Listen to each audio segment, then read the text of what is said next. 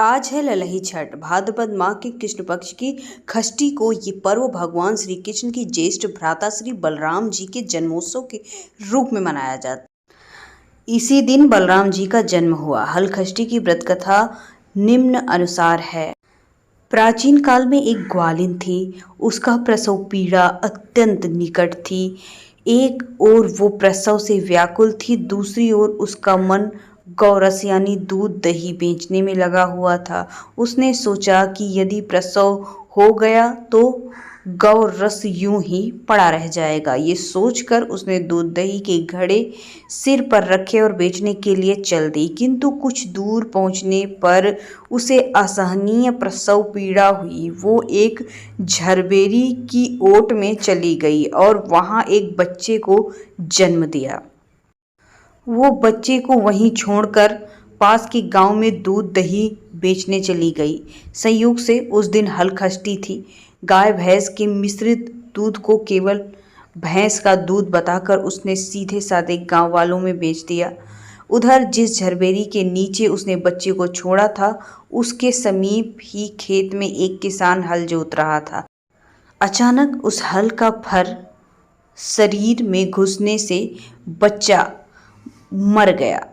इस घटना से किसान बहुत दुखी हुआ। फिर भी उसने हिम्मत और धैर्य से काम लिया। उसने झरबेरी के कांटों से ही बच्चे के चीरे हुए पेट में टांके लगाए और उसे वहीं छोड़कर चला गया। कुछ देर बाद ग्वालिन दूध बेचकर वहां पहुंची। बच्चे की ऐसी दशा देखकर उसे समझते देर नहीं लगा कि ये सब उसी के पाप की सजा है। वो सोचने लगी कि यदि मैंने झूठ बोलकर गाय का दूध ना बेचा होता तो आज गांव की स्त्रियों का धर्म भ्रष्ट ना किया होता तो मेरे बच्चे की ये दशा ना होती। अतः लौटकर सब बातें गांव वालों को बताकर प्रायश्चित करना चाहिए। ऐसा निश्चय कर वो गांव में पहुंची जहां उसने दूध दही बेचा था। वो गली गली घूमकर अपनी करतूत और उसके फलस्वरूप मिले दंड का बखान करने लगी। तब स्त्रियों ने स्वधर्म रक्षार्थ और उस पर रहम खाकर उसे क्षमा कर दिया और आशीर्वाद दिया।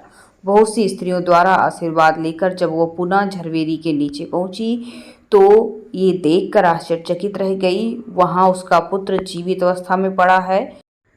तभी उसने स्वार्थ के लिए झूठ बोलने को ब्रह्म हत्या के समान समझा और कभी झूठ ना बोलने का प्रण कर लिया। तो दोस्तों, ये थी हल छठ ललही छठ या हलषष्ठी की कहानी। अच्छी लगी हो तो कमेंट सेक्शन में जय श्री कृष्ण लिखकर अपनी हाजिरी लगाना ना भूलें।